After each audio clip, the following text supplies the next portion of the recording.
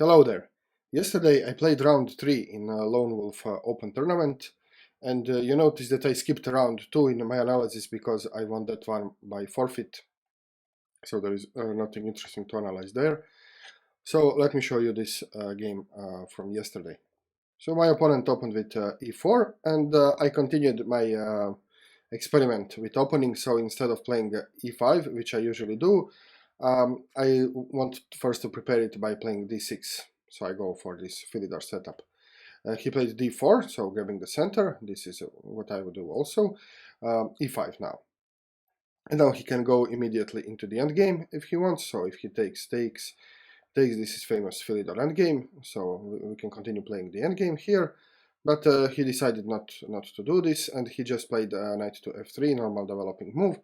So now he's hitting my center pawn. I need to defend it, so I played knight to d7 in order to develop the knight and also to defend this pawn. I didn't play knight to c6 because I want this pawn to be free to go later. He played b3, so wanting to develop his bishop, and I guess to continue to pressure my e5 pawn. And okay, this is one of the ways to play this position, and I think this is okay. Maybe it's not the main line, maybe computer doesn't think it's the best way to go, but it's playable move. Knight to g to f6, so I'm now developing, and you can see that also I'm now hitting the e4 pawn, which is currently undefended. He played bishop to g5, defending the bishop, and now you can see that why this move b3 is maybe not the best, because well, this bishop has this diagonal already. So why fianchetto bishop when you have the diagonal? So this is the reason why this b3 might not be the best move in the position, especially now after this sequence of events. So now he developed his bishop to g5, and now you can see that this b3 is almost the waste of time. I mean, it can be useful maybe for some later expansion on c4. Okay, but probably it was just a waste of time. So now he's pinning my knight. He doesn't allow me to capture the pawn, so I'm just unpinning bishop to e7. And now he decides to complicate things, and now things become complicated. So at move 6, instead of continuing normal development, maybe bring out the knight, bring out the bishop somewhere, castle, he decides to take the pawn. So d takes e5. And now I have several options. I can take this pawn with my pawn, I can take with the knight, or I can take e4 and really complicate things. So I spent some time calculating all the options, and I decided that knight takes e4 is something I like the most. And I can see that I'm hitting this bishop 3 times, so he has to do something about this bishop. So the only move he has on his disposal is bishop takes e7, only reasonable move. And I took my queen, and now you can see that I'm kind of pinning this pawn. So this was the idea. And well, the best continuation here, I mean, this is the critical moment right here on the move 7. So he has several things he can do, and the best continuation, which I saw later, was well, just to take the pawn. And now maybe he didn't do this because he was afraid of this discard check. So I could go, for example, play something like knight to c3 with the discard check and attacking his queen. But this tactically doesn't work because he can just take the queen, and now if I take the queen, he takes my piece and he's a piece up. So I cannot benefit from this discard check here.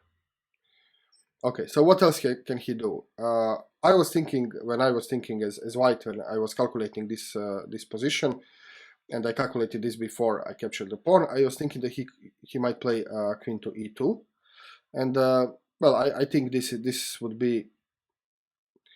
the best which I could see, but okay, there are also some better responses. And then my knight is under attack. I cannot just move my knight, so I have to defend the knight, and then he can try to challenge his knight, but by playing a knight b to d2. And after I take, he now has to take with the king, because if he takes with the queen, then this pawn will fall. You can see I then have 2 attackers, so he has to take with the king. Yeah, and now I saw this position, and I liked this position, so I think black is better here.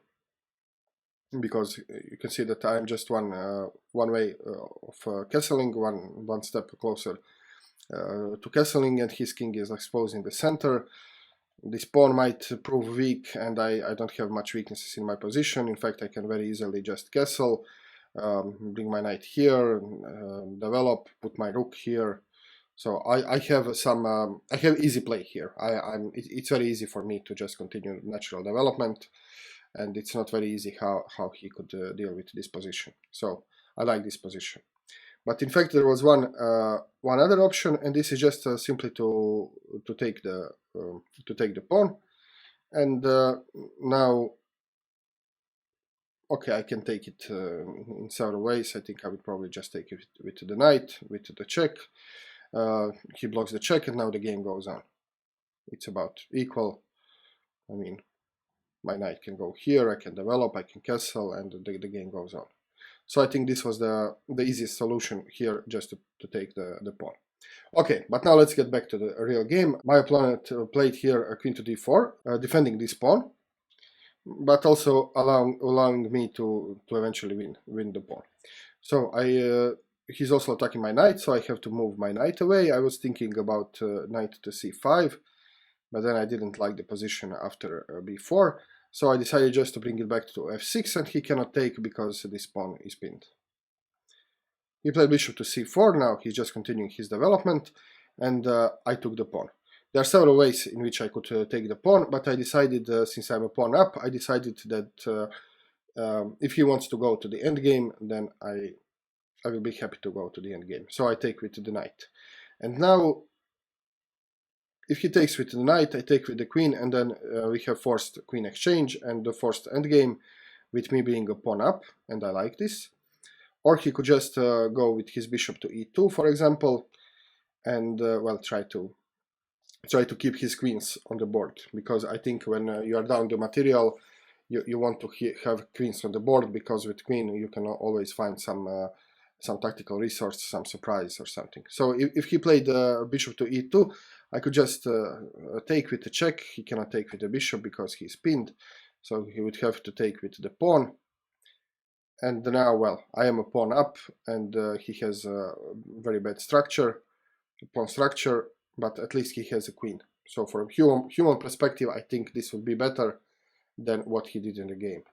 And in the game, after I took the pawn, he just took with the knight and allowed me to forcefully exchange queens. So now I am a pawn up, but there are no queens on the board, so no tactical surprises. I can just play I have normal pawn structure. You can see I don't have any damaged pawn structure. I have two pawn islands, so everything is fine. My king is ready to castle, and now I have a very, very slow and very easy endgame with a pawn up.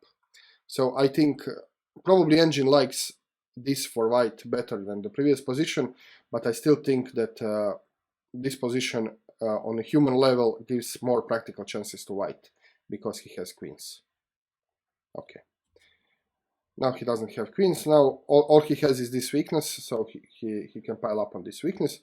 So he castled, I castled, he attacked the pawn, I defended the pawn, he played knight to d2, he now wants to pile up on this pawn. And now I made some silly moves here, I overcomplicated. So I was thinking about how to defend this pawn.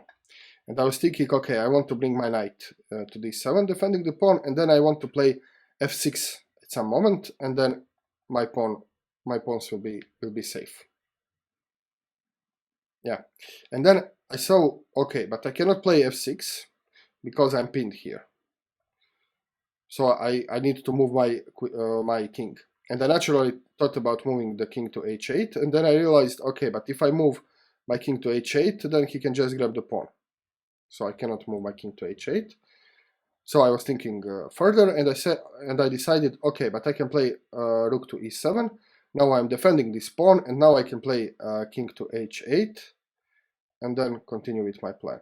So very, very complicated, unnecessary complications, because I didn't see the most obvious move, and the most obvious move is just king to f8. Now I am no longer in the pin, and my rook is defended by the king. My king is on the dark square, so I don't need to be afraid of some checks, because he has light square bishop. So this was the most obvious move. But for some reason, I overcomplicated and I played this rook to e7. And then while he was thinking on his move, then I realized, only when it was his turn, after I made my move, I realized that king to f8 was in fact the best and the most logical move in the position. So I saw this move, but just a little bit too late.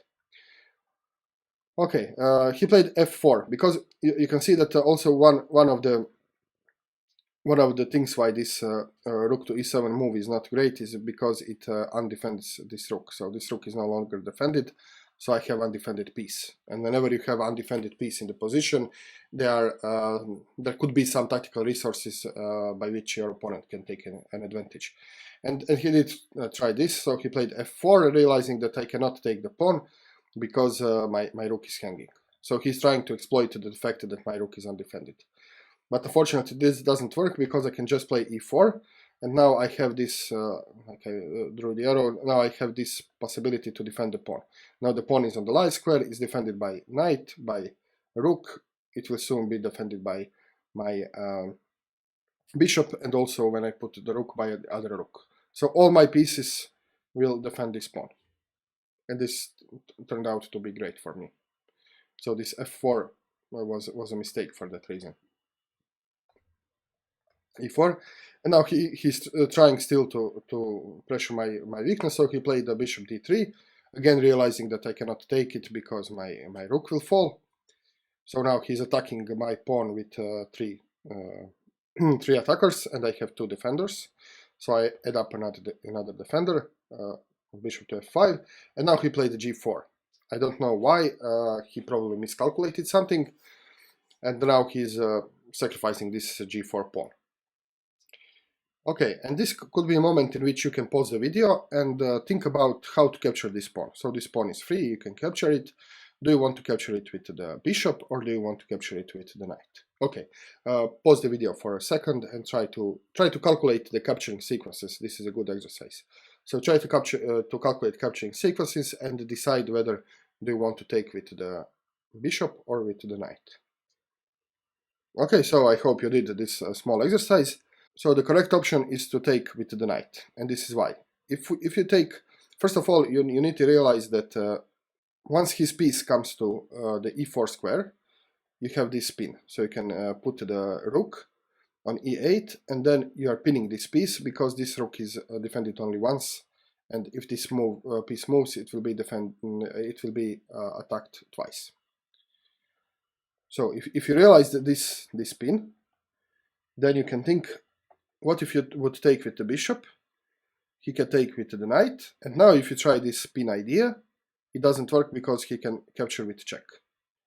And now you capture with the pawn, he exchanges rooks, and now this is draw position because, yeah, you do have a pawn up, but your pawns are doubled, so this pawn, if properly defended, can block both of your pawns here, and you don't have actual pawn majority. So this is draw with correct play.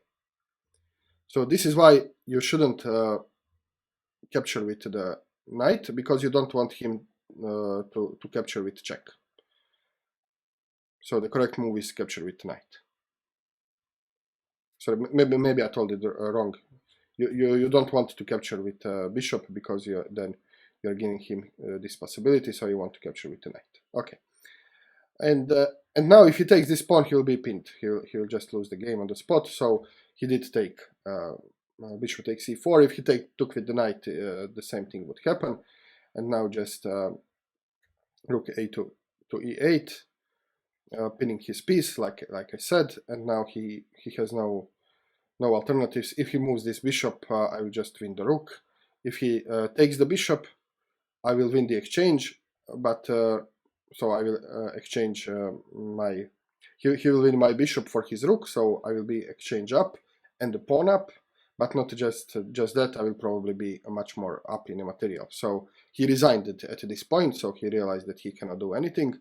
I think the best continuation for him here would be to lose the exchange, but like I said, it's not just the exchange, because after this, you can see that he cannot go here because of my knight, so he has to go here. So another check.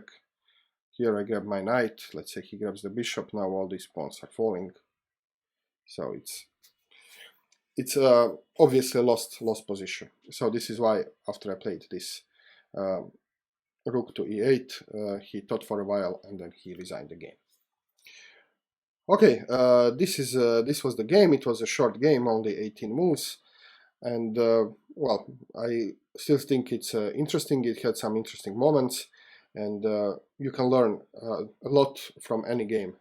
It doesn't matter how long the game is, or I was here better basically from the move 4 or 5. I was obviously better, and he made several mistakes and allow me this easy win. But still, I learned something from this game, and I hope you learned something as well. Okay, thank you very much for watching. If you liked the video, please click the like button. Subscribe to my channel. If you didn't, leave the comment below, and see you very soon with more chess. Cheers.